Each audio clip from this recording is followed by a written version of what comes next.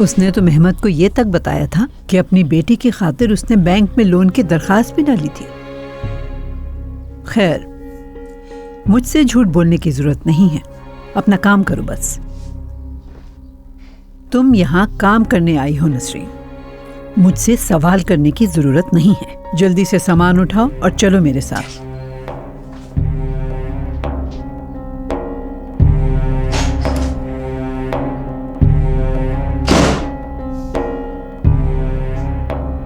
घर की बहुत सारी बातें हिकमत इनसे करता था।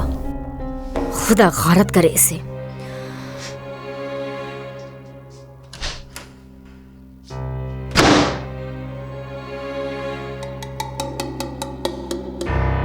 जितना जल्दी हो सके रिपोर्ट तैयार हो जानी चाहिए।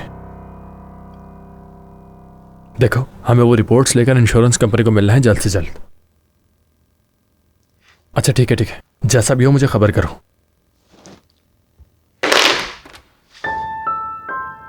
अंदर आ जाओ बेरे।